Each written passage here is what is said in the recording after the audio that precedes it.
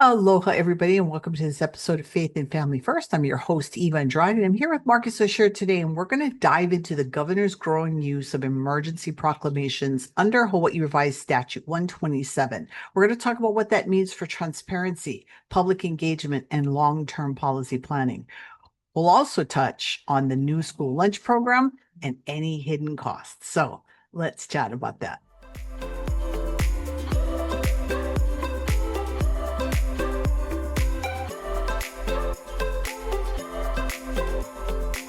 Marcus, it's so good to see you once again, this time on the screen. Well, good morning. Good afternoon. What day Or, is it? or hey, whenever they're listening, right? I mean, this could be, Yeah, they could be yeah. watching this on a Monday, on a Sunday. So happy day, whatever it is that you're It, joining it, it us for the it's a discussion. good day always to be with you, Eva.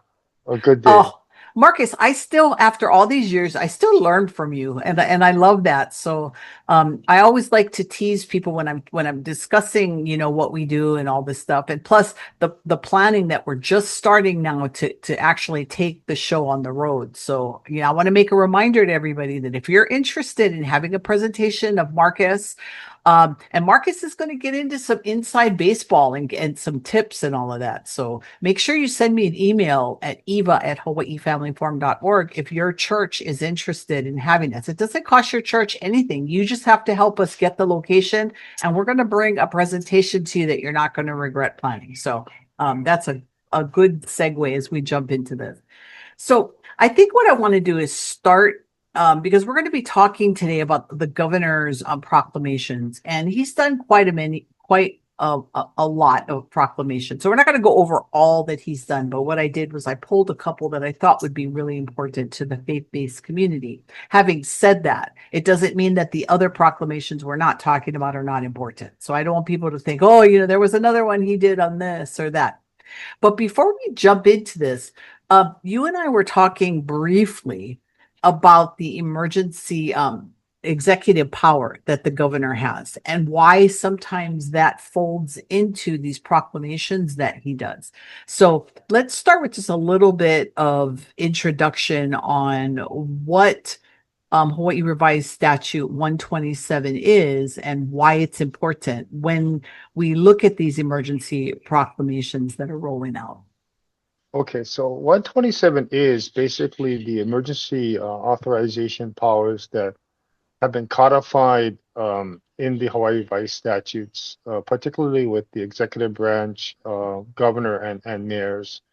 It gives them great leeway to pronounce and articulate a emergency through a proclamation where the executive branch determines that there is an emergency condition that exists. It can either be natural or man-made. So natural would be like a hurricane, tsunami, tornado, or even like COVID-19. That was a naturally occurring emergency, and then the powers were invoked by governor at that time in 2020. It can also be man-made type of disasters. For example, like the current homelessness emergency proclamations that actually started back when David Ige was governor, back I think in 2015, so maybe like 10 years. It's been continued through Governor Green's term and reaffirmed in his, was it the 13th emergency proclamation, 13th or 14th emergency proclamation. So homelessness is another one. And there's also a current one dealing with condominium insurance because of the crisis that condominium owners and residents have with obtaining condominium insurance. So that's another one that has been Do pronounced. you So live? Do, that's a man-made type of disaster. Yeah. do you have condominium insurance? Do you live in a condominium? No, I don't. I'm blessed to live in a single family home in Wahiawa, Hawaii. Oh, you're lucky. So I ranted about this because I do live in a condominium. And Okay. Yeah. so when all of this craziness, and so I'm going to be very interested on your thoughts on the condominium insurance proclamation because in fact, I sent a text message to my legislator, which is Representative Matsumoto is my representative, because I was paying probably 500 or so dollars a month for my maintenance fee. When all of the, after the Lahaina fire, I kid you not, Marcus, Yeah. it shot up to Yeah. $1,200 a month. And I freaked out because I am not one of those people that have an extra $600 a month lying around that I could just throw into there. But there was nothing I could do about it. They had to tap into fees in order to pay for it. And then because of that, they had to kick back, what was owed to the owners. And it was horrible. So, now that we've paid that back, we've jumped back into, I would say normal maintenance fees, but they're still higher than they were. So I'm blown away by this. But as you're talking about the emergency powers, I remember when the emergency powers happened during COVID. Do you remember how angry people were in the community? That was the first time I started seeing people show up at the Capitol, picketing, holding signs. I believe groups like the Aloha Freedom Coalition were established because of some of the emergency Hmm. proclamations. There were some lawsuits from people that thought that the governor was using powers erroneously and that the legislature should have been the ones to do certain things. So, is there any tie into that? Is that kind of why we're seeing all of this? Or is that like a totally different show?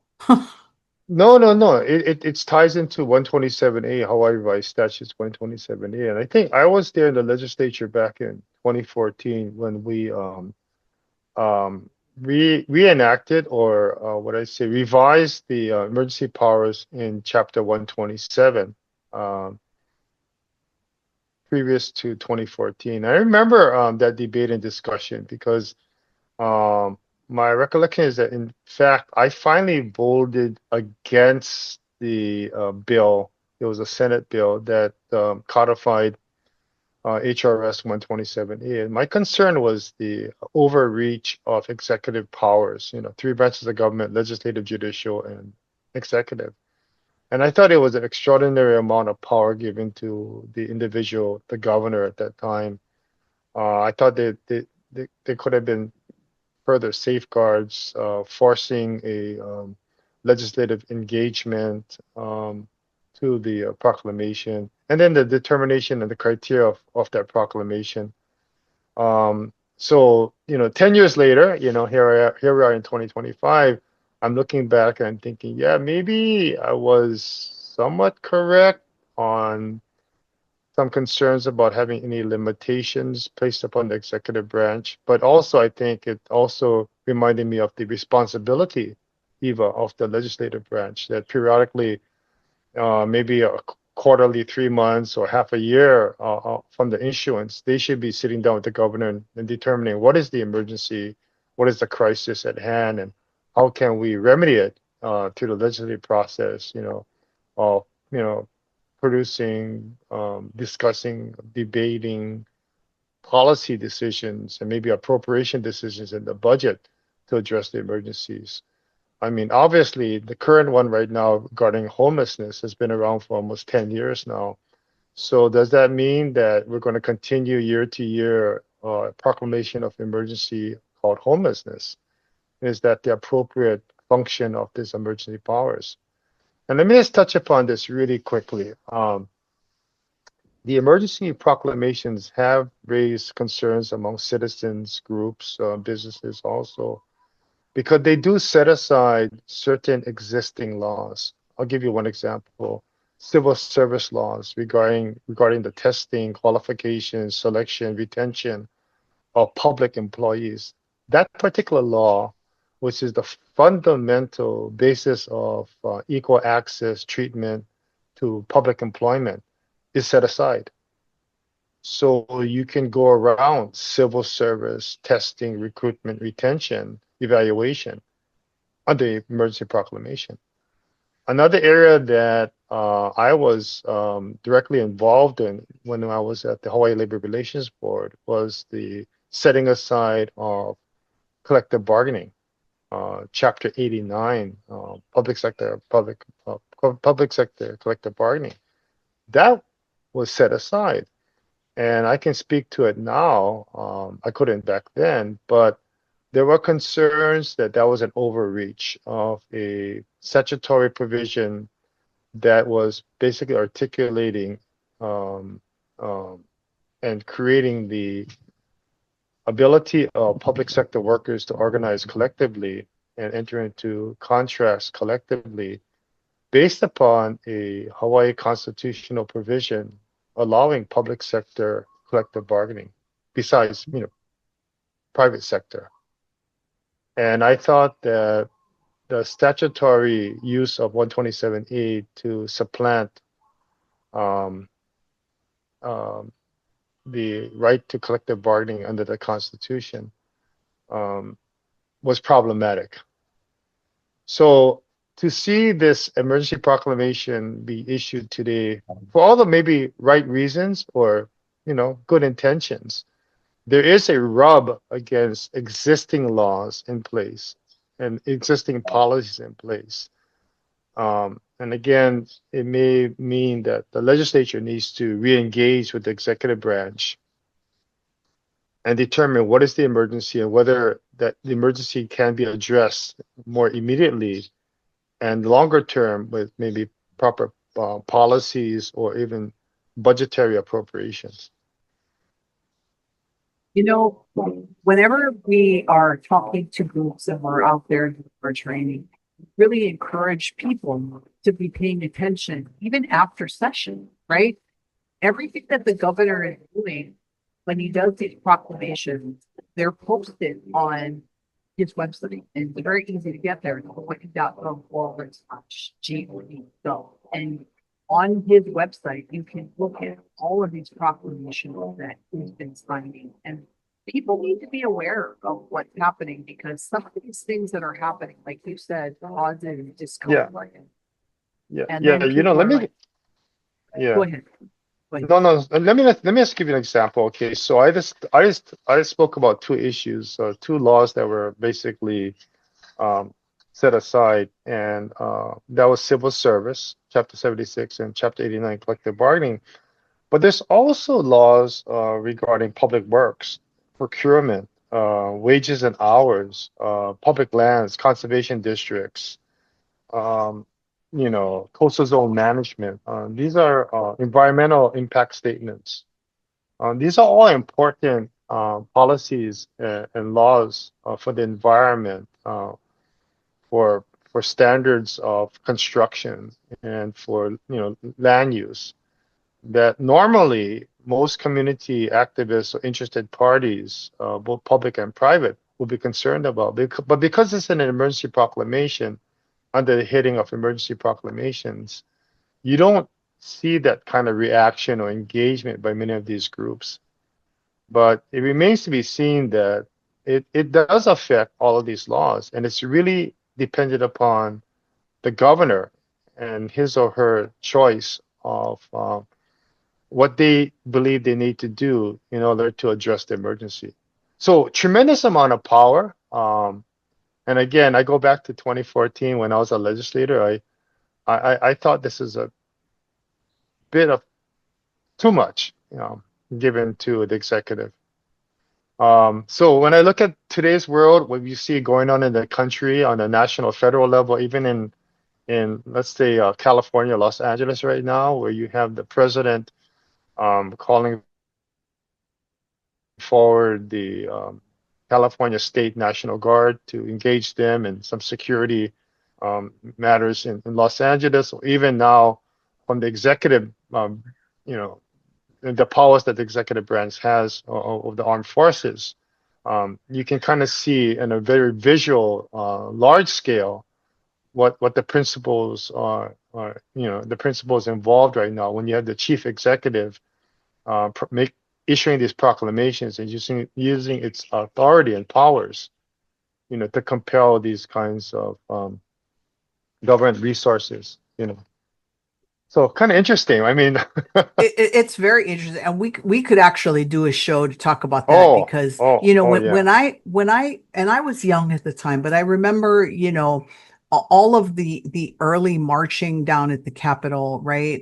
Martin Luther King and all of these huge marches, right? That went to our nation's capital. That was a true peaceful protest. You had so many people that were showing up to raise their voice. Cars were not being burned, right? Businesses were not being destroyed. I do believe strongly that citizens need to raise their voice and they should participate in the process and they should be able to protest. I mean, that's part of our constitutional right as Americans, right? Is our right, grievances and being able to right, address them. But something has shifted over the past years where it's not just people raising their voice anymore. Now it's more than that. And I just wish you and I talk about this all the time. And I feel like it's like a broken record, to do that. It was a spirit of aloha. You don't have to be from Hawaii to have a spirit of aloha. Um, to be able to raise your voice, lock arms with people that have the same grievances you do, and definitely show up, but all of this stuff, why do we have to destroy property? And maybe I'm old school, Marcus, but it bothers me when I watch our flag being burned. I served in the military. I know that it's just a symbol, right? And that's what people say. It's just a symbol. Why is it bothering you? I would never go to Russia, visit them, and burn their flag. I would never go to China and burn their flag. I wouldn't go to France or England and burn their flag. As a visitor, I wouldn't do that, even if I was trying to get citizenship there. So maybe that's an old school thing, and maybe people don't agree with me, but it just bothers me. My dad served in the military. My mom's father served in the military. We've got a lot of military people that listen to the show that have served, and it just bothers me. I'm sorry that I'll get off my soapbox now, Marcus, but life is just so different today. Okay, so here's yeah, what normal people, when we're talking about these emergency right. proclamations, here's what normal people are thinking. Why is the governor going this route instead of the normal legislative process? Well, because by definition, there's an emergency. And then I think the powers that exist in 127A are appropriate. If there's a hurricane, if there's an earthquake, if there's a lava flow, if there's a mudslide on the backside of Kauai, if there's a wildfire like we had in Lahaina, you want the chief executive who's working 24/7 or should be working 24/7, having the tools and the resources to deal with the emergency. You don't want to go to the deliberative process of the legislature with public hearings and bills and testifiers and everything else. You need someone to command and control and deal with the emergency. It's like a 911 call, right? First responders. You want them to address the emergency. So the powers in the statute are appropriate and they should be with. The concern that it comes up with people, and even on these very important issues, is that when is the legislative branch going to get involved and involve the citizens, the affected people, the consumers, all of us as voters, constituents, in the process of resolving the issue? That's the question. And that's the key rub we're facing right now. So we have an insurance crisis in the condominium area. Well, the legislature should be, and I believe some of them are currently working on that problem. So concurrent with the emergency proclamation powers the governor has to address it in the near term, on the longer term, the legislative branch is also, I believe, engaged or should be engaging in to fix a more long-term policy on how we're going to address this crisis of affordability and availability of condominium insurance. And it's not only happening in Hawaii, it's happening nationwide, right? because of all the global disasters, the hurricanes, the severe storms, the tornadoes, etc. So it's something, it's on a global scale, but I believe you need two tracks, Eva. You need to have two tracks. Well, and I see that, like, when COVID hit in the early days of COVID, when we didn't really know what we were dealing with, right? Yeah, right. Obviously that I can see those kind of things being considered emergency, right? The Lahaina fire, if these Right. things happen outside of session, right, where you don't Yeah. have the legislator meeting, of course they have to do that. But then people are going to ask, like, okay, on housing and homelessness, why are those considered emergency? And the legislature meets every single year from January to May. Can't they be doing stuff so that the governor doesn't have to act proclamations on Well, housing and homelessness? no, you're exactly right. So I think there's questions about whether the current homeless emergency proclamation is appropriate, given the fact that homelessness has always been an issue in Hawaii. Going back before 2008, the Great Recession, as a starting point. There's always been a crisis of affordability of housing for working families and working people also. So really, does the emergency proclamation of homelessness, you know, does it deserve the same type of treatment as other types of emergencies like hurricanes or lava flows or wildfires under 127A? And I think that's part of the issue of the day of continuing engagement and working to address it. I know the governor is using the powers right now to develop these small villages. He calls it kauhales, maybe a dozen or so scattered throughout the community. They're like a eo amongst, those who are living in those communities. Um, but again, that's only one type of housing solution for the extremely unhoused population out there. But it doesn't go a longer term or on a larger scale addressing the affordability question for housing of all types and degrees and kinds throughout the state.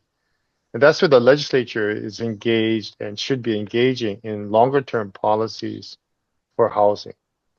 So, I can understand that. Let me touch about that COVID-19 one. That was an appropriate reaction to a global phenomena. We have never had that in our lifetime where there was a global pandemic and then the national emergency pandemic was issued by the president at that time. We learned a lot during that period of time, and I think we learned a lot about the dangers of having that kind of authority and powers, right? We learned in everything is 2020, right? We learned that that whole mask mandate was not based upon science. We learned that the 6 foot distance, again, was not based upon science. We learned that the closing of schools and businesses was not based upon science. And they were all bad decisions that affected, a lot of people. And we also learned that even the so-called shots or what they called vaccinations back then didn't have the efficacy of curing or preventing one from getting COVID-19. And we also learned that it did not prevent one from getting COVID-19 and passing it on to their family members or, associates. So we learned all these things 2020, but during that period of time, under those emergency proclamation powers, all of us were affected by it. So getting back to your point, Eva, all of us should be engaged and involved in as citizens.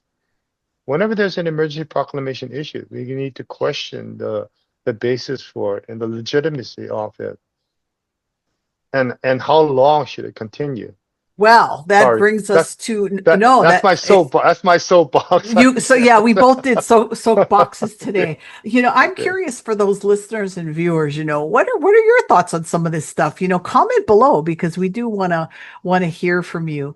So let's take a few minutes because we're running out of time again, as always. But let's Wow. talk a little bit about the school lunch program because that also has been or the school lunch bill, I should say, to where the legislature did did pass it and the governor did sign it. So, now there's going to be this opportunity for certain students who don't have the funds to be able to eat these healthy lunches. And I put healthy in air quotes, right? Because I mean, I don't know what their lunches look like today, but what's your thought on that? And that we're referring to Senate Bill 1300 CD1. I think it's a great idea. I think every single child attending public schools, or every school should have 4 square meals, breakfast and lunch. And I've learned that for some of these individuals, some of these students, this might be the only nutritional food that they have every day. They live in such terrible poverty that they might not have a good meal even for dinner. So that breakfast and lunch might be the meals of the day for them. So I think it's a great policy. I'm glad they did it. The concern that I had was I think Superintendent Hayashi asked for like $13 million.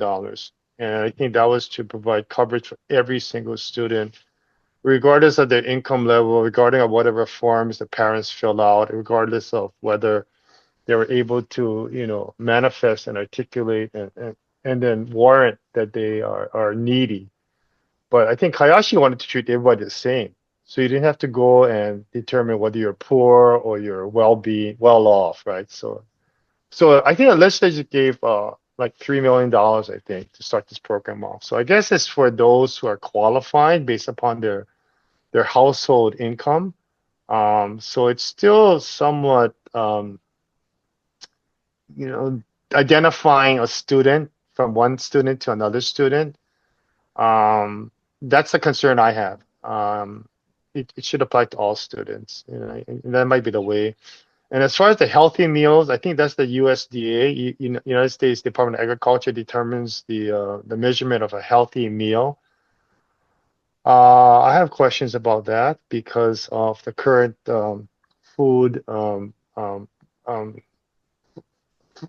food standards we have in our country today. But Yeah, that man. being said, I tell you, I don't want people to think that I'm promoting one conspiracy theory over another, but it is interesting the stuff that comes out now about blue dye and red dye and what's in our cereal and how come in the United States we allow certain things that are not allowed in other places, and when we should be thinking about the health and welfare of all of our citizens, right? I mean, that should be something we talk about. Am I saying make America healthy again? well, I'm just, I think we need to make America healthy. I think we need to make Hawaii healthy. We're one of the healthiest states in the country, because of our environment, our sunshine, our recreational opportunities. So we're one of the healthiest people, but we still have trend lines of youth obesity, young people obesity. We have a high incidence of type 2 diabetes in our country and in Hawaii. And we have a large number of dialysis centers popping up all over the place. And those are all part and parcel of maybe a bad lifestyle or insufficient healthy lifestyles or bad food choices. But anyway, getting back to the school lunch program, I think it's a great idea getting as much nutritious food into the young people. It helps them learn better, sit there better. When your stomach is growling, it's hard to focus on the teacher or on the math test before you. And I can speak from experience. that's Well, make sure that you sign up for the Hawaii Family Forum updates at hawaiifamilyforum.org so you know anytime something's happening out in the community, trainings, whatever. And then during the legislative session, you'll know what's happening there at the legislative session. If you want to catch up on the Faith and Family First episodes, you can go to YouTube and watch past shows. Or you can download your favorite podcasts on iTunes and Spotify. So if that's how you're listening to this kind of stuff, then make sure you subscribe and hit that notification button so that you'll know every time we upload a new video. And because we appreciate you spending time with us, just a friendly reminder that we will see all of you next week. Mahalo, everybody.